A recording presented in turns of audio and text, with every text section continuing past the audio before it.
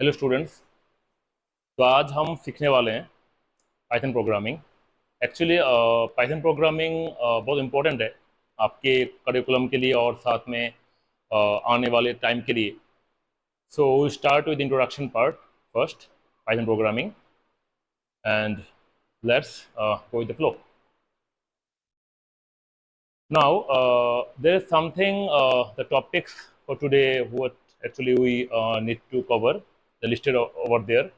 Introduction and modern language words, Python influencer, who are using, usability and ease for learning, how fast it is, and then the practical approach for programming, and last, install Python and their use.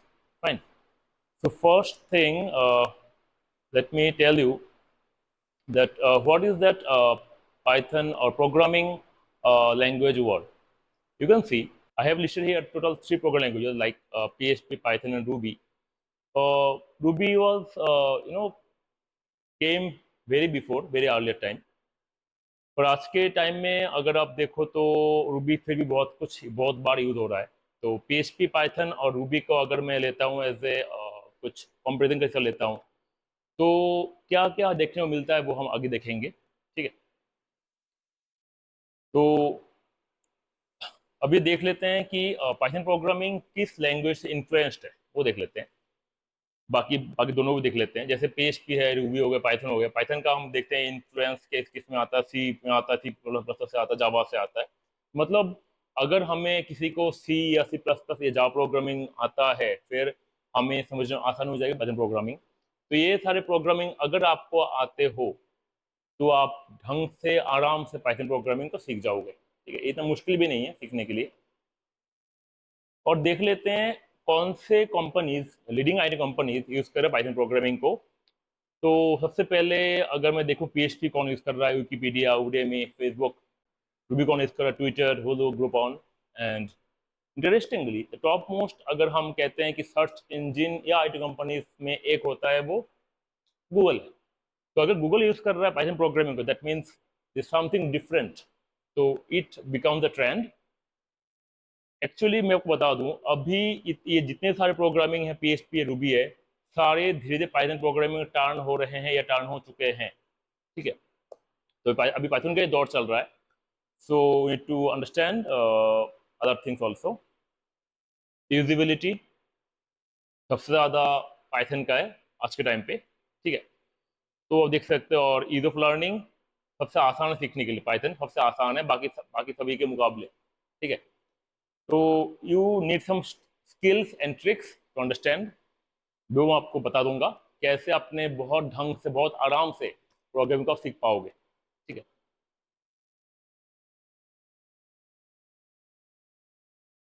Then how fast is it.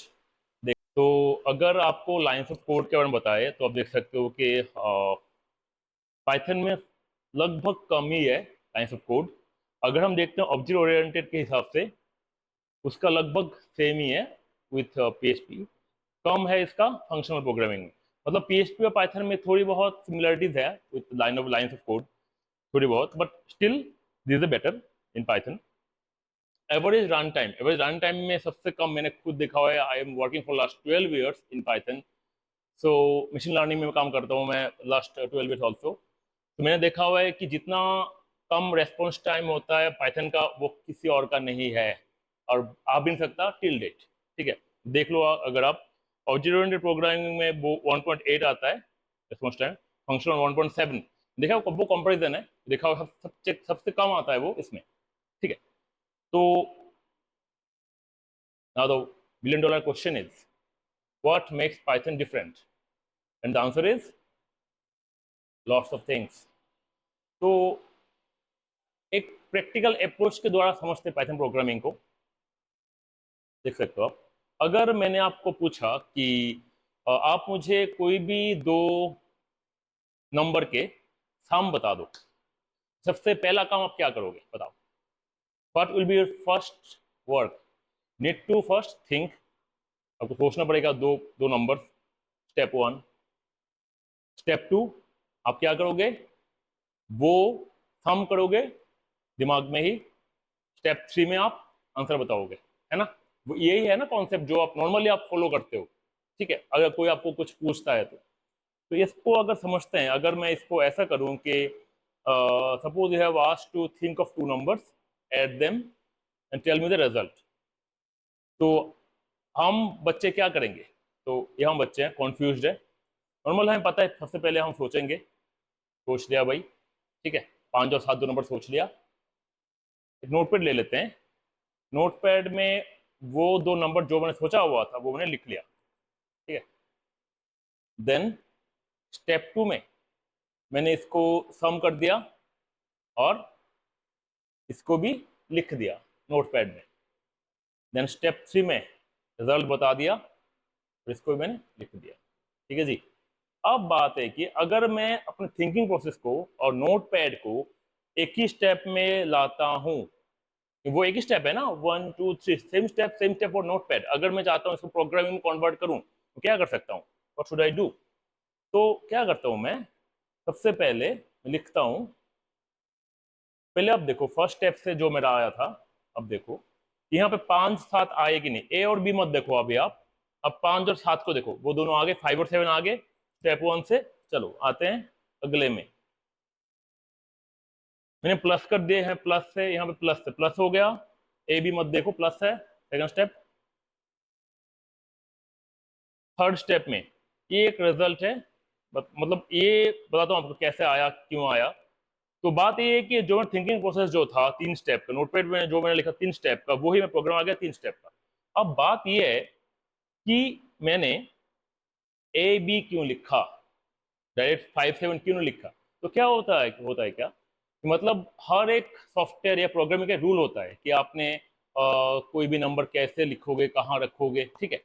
Normally हमें computer में ऐसे लिखना पड़ता है, कोई programming language में ऐसे लिखना पड़ता है वैल्यूज को। तो अगर 5 और 7 को वैल्यूज लेता हूँ तो वैल्यूज को रख रहा हूँ मैं। और 8 बी को हम कहते हैं वेरिएबल।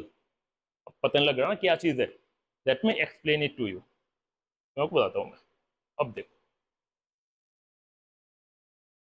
एक चीज समझो, जैसे लगा लो हमारा जो कंप्यूटर है, ठीक है, हमारा जो कंप्यूटर है, इसमें इसको अगर मैं इसका अगर रैम लेता हूँ, जैसे रैम है, मेमोरी है, इसका मेमोरी में अगर मैं इस मेमोरी को ऐसे डिवाइड करता हूँ इसकी मेमोरीज को, ठीक है, इट्स मैट्रिक्स फॉर्मेट,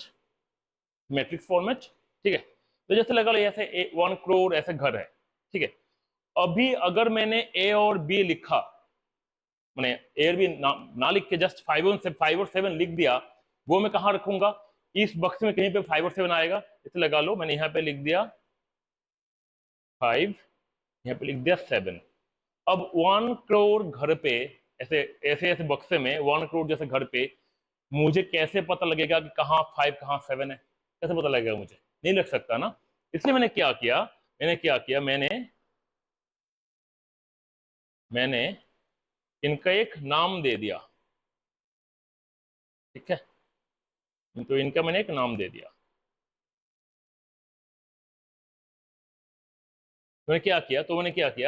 मैंने इस यहाँ 5 लिख दिया, यहाँ लिख दिया 7, और मैंने बोल दिया कि भाई इसका नाम है ए, इसका नाम है बी। अब मेरे लिए इजी हो गया कहने में कि भाई हाँ, ए नाम के ब्लॉक के अंदर 5 है, बी नाम के ब्लॉक के अंदर 7 है, ठीक है।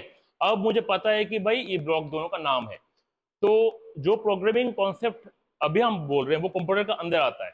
हम एज ह्यूमन बींग्स हमें ऐसे नहीं सोचना पड़ता भाई हाँ A5 है B7, ऐसे हमें सोचना नहीं पड़ता, और कंप्यूटर को ऐसे हमें ऐसा करना पड़ रहा है, ठीक है। कंप्यूटर खुद से किसी नंबर को याद नहीं कर सकता, इसलिए हमें नाम देके याद करवाना पड़ता है। तो ये जो मैंने एक इसका नाम ए दे दिया, इसके अंदर 5 है, इसको मैं कैसे लिखूंगा प्रोग्रामिंग में, तो ऐसे लिखूंगा A = 5। तो मतलब यह आता है कि ए के अंदर 5 है, या ढंग से पढ़े तो 5 इज असाइन टू ए, इसको हम कहते हैं वेरिएबल, हम कहते हैं वेरिएबल, और इसको हम कहते हैं वैल्यू, तो हम कहते हैं वैल्यू, ठीक है। तो वैल्यू कहते हैं। तो ए हो गया वेरिएबल और 5 हो गया मेरा वैल्यू, ठीक है जी। उसी हिसाब से बी भी आ गया, ठीक है। रूल क्या है, इसको हम क्या कहते हैं, इस साइन को, इसको हम इक्वल नहीं कहते, इसको हम कहते हैं असाइनमेंट ऑपरेटर। क्या कहते हैं? Assignment operator. क्यों? क्योंकि 5 इज असाइन टू ए। मतलब अगर मैं, जैसे लगा लो, अगर मैं कोई भी पेन को, जैसे लगा लो अगर मैं कोई भी पेन पेन में एक कवर डाल दूं, ठीक है, कवर डालने के बाद अगर मैं उस पेन को लेकर घूमता रहूंगा, साथ में वो कवर भी घूमेगा कि नहीं बताओ? अगर एक पेन के ऊपर कवर डाल दिया, तुम पेन को घुमाया, साथ में कवर भी घूमेगा, वो ही फंडा। अगर मैंने ए के अंदर 5 रखा, जब ए घूमेगा साथ में 5 भी घूमेगा, ठीक है। तो इसलिए 5 इज असाइन टू ए का मतलब है, अभी ए का वैल्यू 5 है। अगर मैं यहाँ पे ए प्लस बी लिखता हूं, मतलब ए प्लस बी लिखता हूं, मतलब ये हम एक्चुअली 5+7 कर रहे हैं। और इसको क्या कहा था मैंने? Assignment operator. तो ए प्लस बी कहाँ असाइन हो गया? सी में, ठीक है जी। तो अब सी का वैल्यू क्या है? 5+7 यानी 12। एक चीज याद रखना है कि असाइनमेंट ऑपरेटर के लेफ्ट में जो लिखा होता है इसको हम ऑलवेज कहते हैं वेरिएबल। जो राइट में आता है उसको कहते हैं वैल्यू। बात क्लियर है कि नहीं? लेफ्ट में आता है वेरिएबल, राइट में आता है value. Value can be any number, it can be integer, it can be decimal number, it can be character, any number it can have. वो आगे पढ़ते रहेंगे हम पाइथन में क्या क्या किस किस टाइप की डेटा है। और जो लेफ्ट में वेरिएबल, वेरिएबल आप कोई भी नाम दे दो चलेगा।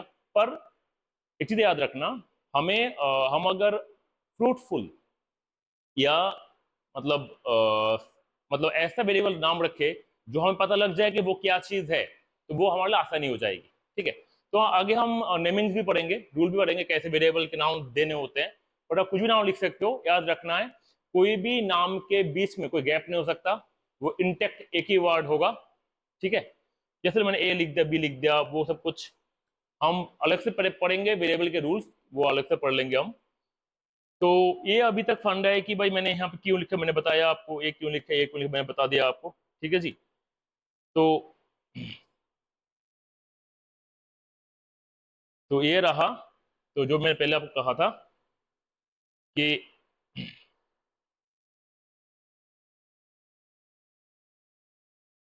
तो ये है हमारे वेरिएबल डिक्लेरेशन, जो यहाँ पे नंबर 1 में आता है। नंबर 2 में आ गया हमारा ये प्रोसेसिंग, जो ये वाला था, ये वाला और ये वाला था। और नंबर 3 में आ गया हमारा प्रिंट।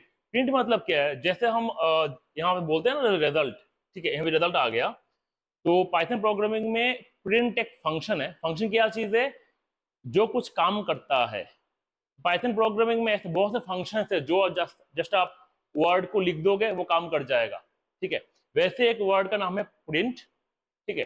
तो प्रिंट के अंदर अगर आप कोई वेरिएबल लिखोगे वो प्रिंट आपको कर देगा, ठीक है, वो प्रिंट कर देगा आपको। तो क्या आप देखना चाहते हो इस ये कैसे रन करता है? वो दिखाएंगे जरूर। इससे पहले आपको बता दूं कि अगर आपको समझ ना आए प्लीज कमेंट करके बताना मुझे, मैं दोबारा आपको एक्सप्लेन कर दूंगा या और सेशन रखूंगा आपके लिए। There is basic of Python programming, ठीक है। तो प्रिंट फंक्शन के अंदर मैंने सी लिख दिया तो डायरेक्टली रिजल्ट आ जाएगा 12। दैट्स द, अब देखेंगे कैसे आता है वो हम देख लेंगे। तो अभी हम आगे नेक्स्ट स्लाइड में जाते हैं, ठीक है। नेक्स्ट स्लाइड में जाते हैं अभी हम। तो अभी हमें पाइथन इंस्टॉल करना पड़ेगा। इसके लिए आप जो कर सकते हो कि एक सॉफ्टवेयर है, एक फ्रेमवर्क है, एनाकोंडा नेविगेटर। इसके अंदर हमने जुपिटर नोटबुक को इंस्टॉल करना है। तो आपको यूट्यूब में बहुत से वीडियोस मिल जाएंगे। अगर आप जस्ट सब लिखोगे कि Jupyter notebook install on Anaconda, वो आपको बहुत सारे वीडियो ऐसा दिखा देगा। You just need to install it, then you are good to use software for Python programming. तो आपको वही प्रोग्रामिंग थोड़ा लिख के रन करके दिखाते हैं, ठीक है। तो देखते हैं।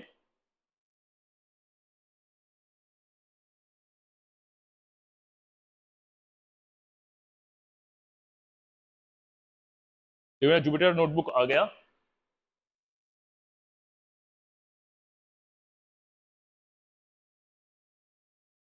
तो अभी थोड़ी देर में खुलने वाला है। इसको मैं गूगल क्रोम में खुलता हूँ। ये एज ए ब्राउजिंग के हिसाब से वो खुलता है वो, ठीक है। तो यहाँ पे आपने एक न्यू में जाके पाइथन 3 करना होता है। तो इसको थोड़ा बड़ा करते हैं आपके लिए, तो आपके लिए आसानी हो जाएगी वो समझने में। Let's make it zoom. ठीक है, इतना काफी होगा मेरे ख्याल से, है ना। तो पहले रन करते हैं इस प्रोग्राम को, जो हमने थोड़ी देर पहले अभी हमने यहाँ पे देखा था। तो क्या लिखा था हमने, a इक्वल टू 5, है ना, b equal to 7, c is equal to a plus b, then आ गया था प्रिंट प्रिंट c। तो आप देखोगे कि इसको अगर मैं रन करता हूं तो रिजल्ट आ जाएगा मेरा 12, आराम से रिजल्ट 12 आ गया, है ना। इसको और थोड़ा बड़ा बड़ा करते हैं आपके लिए, तो आपको आसानी से समझ आ जाएगा ये चीज। तो ये 12 आ गया। तो प्रिंट में क्या होता है कि अगर आप डबल कोट डालते हो प्रिंट के अंदर, तो एक्चुअली वो रिजल्ट नहीं आएगा, मतलब वो एज स्टेटमेंट प्रिंट हो जाएगा। देखो रन, अगर रन करता हूं तो ये सी का सी आ गया, है ना। अगर आपने रिजल्ट चाहिए कोई वेरिएबल का, सिंपली आपने बस वो डबल कोट हटा देना है, वेरिएबल रख दो, वो प्रिंट हो जाएगा। अगर आपने थोड़ा स्टाइल से प्रिंट करना है तो आप लिखोगे ऐसे, द रिजल्ट ऑफ, एक कॉमा डाल देते हैं, ए डबल कोट फिर डाल देते हैं, एंड कॉमा डाल देते हैं, बी कॉमा डाल देते हैं, इज इज डबल कोट में आएगा। तो नॉर्मली हमारा जो स्टेटमेंट होता है वो सारे हमारे डबल कोट में ही आता है। तो रिजल्ट नहीं, इसको द सम लिख देते हैं, the sum of A and B is, इसको थोड़ा गैप देखने में अच्छा हो जाएगा, इज इज ठीक है, the sum of A and B is C. तो the sum of 5 and 7 is 12। और देखने में अच्छा लगता है वो, तो प्रिंट करने का तरीका होता है, अगर आप ढंग से लिखोगे, आप देखोगे एक चीज, डबल कोट में मैंने जो लिखा हुआ था यहाँ पे डबल कोट का कॉमा दे दिया, तो ये फॉर्मूला या फंक्शन का रूल है, प्रिंट फंक्शन रूल है कि जो भी लिखो, स्टेटमेंट लिखो या वेरिएबल लिखो, वो आप कॉमा डाल के लिखो। डबल कोट में द सम ऑफ लिख दिया, comma A comma, then double quote के अंदर and comma B comma, double quote के अंदर इज कॉमा सी। इस हिसाब से हमारे पहला प्रोग्राम हमने कर लिया जुपिटर नोटबुक में। तो आगे और भी इंट्रोडक्टरी पार्ट आने वाले हैं। एक्चुअली ये पार्ट 1 था, इंट्रोडक्शन इंट्रोडक्टरी वीडियोस के, तो दूसरा पार्ट भी इसका नेक्स्ट वीडियो में आएगा। इंट्रोडक्शन में हम और भी बहुत कुछ देखेंगे, क्या क्यों पाइथन इम्पोर्टेंट है, और क्या क्या इसमें चीज़ और क्या कीवर्ड्स है, बहुत सारी चीज़ अभी हम देखने वाले हैं थोड़ी देर में। तो बने रहिए हमारे साथ, please subscribe the channel and click the bell icon to get the latest updates of every video, और स्पेशली अगले वीडियो का भी आपको अपडेट मिल जाएगा अगर आप बेल आइकन दबा दोगे। मिलते हैं अगले वीडियो के साथ।